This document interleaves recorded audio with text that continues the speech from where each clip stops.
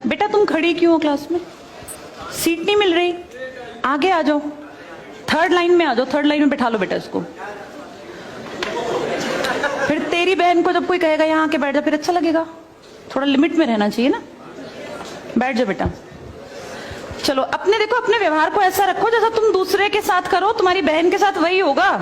यहाँ नहीं, जहां वो कॉलेज में जाएगी वहां होगा, बस में होगा, ऑटो में होगा। समाज सबसे मिलके बनता है। तुम घटिया हो ना किसी के लिए, तो तुम्हारी बहन के लिए 100% कोई ना कोई घटिया। भगवान जो है कर्मा रिटर्न्स बैक है, ये सीधी थ्योरी है ये। और ये मैं अपने लिए भी मानती हूँ, मैं अपनी बेटी के लिए भी मानती हूँ।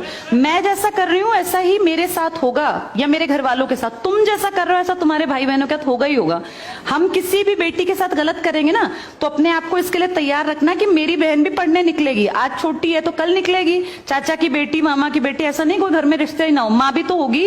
जैसा तुम कर रहे हो ऐसा तुम्हारी माँ के साथ जरूर घटित हुआ होगा। अब तुम कर रहे हो। बड़े अच्छे कई एड्स हैं, उसमें एक जवान लड़का ना सीटी बजा रहा होता है, तो उसकी माँ, देखा तुम लोगों ने वो, उसकी माँ कहती है बेटा मत कर। तुम्हारी उम्र का था वो लड़का, उसकी माँ लगा लो मेरी एज की, मुझसे 2-4 साल बड़ी होगी। क्योंकि जो बच्चे 20 के हैं उनके माँ 40-45, उनकी माँ 45 साल तक की होती हैं। तो लगातार सीटियां बजा रहा है। उसकी माँ उसको कहती है बेटा मत कर। वो इरिटेट हो जाती है, तो फील करता है कि मेरी माँ ऐसा क्यों, मतलब क्यों चिढ़ रही है सीटी बजाने से, घर में बैठ के बजा रहा था सीटी। तो उसकी माँ को याद आता है कि जब मैं रोज बस स्टॉप पे जाती हूँ, 45 साल की अधेड़ उम्र की एक औरत, एक घटिया लड़का, मतलब ऐसे नहीं होते बिल्कुल ही घटिया जिनकी परवरिश हो, वो रोज उसको परेशान करता है, उस 45 साल की औरत को।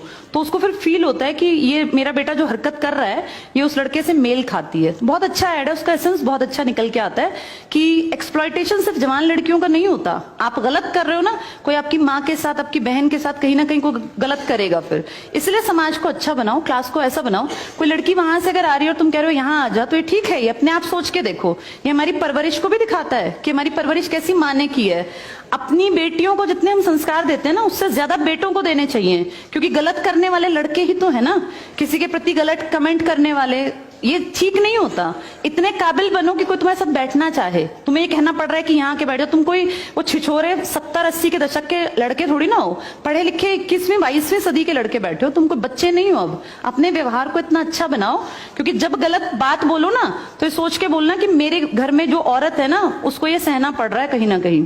तुम ही लोगों ने समाज बना रखा है, इसको घटिया बना लो चाहे अच्छा बनाओगे तो पूरा समाज अच्छा बन जाएगा। घटिया बनाओगे तो तुम्हारी माँ को भी 100% सुनना पड़ता होगा, क्योंकि ये कर्म है, ये किसी को नहीं छोड़ते। तुम सबको 4 दीवारी में नहीं रख पाओगे। तुम्हारी माँ को भी कहीं ना कहीं बाहर निकलना पड़ता है, चाहे वो मार्केट सब्जी लेने जाती हो, गांव में रहते हो तो गली में तो निकलती है ना, उसको भी सुनना पड़ता होगा, क्योंकि समाज बनाने वाले तुम ही लोग हो। तो ये ध्यान रखो सबको कि भाई किसी को हमारे किसी भी कमेंट से बुरा ना लगे। और इनको अलग मत समझो, जैसे तुम्हारी बहनें ऐसी ये हैं। पसंद आना कोई अलग बात होती है, पर व्यवहार अच्छा रखना चाहिए। तुम्हारी परवरिश अच्छी माने की है, कम से कम ये दिखा के चलना।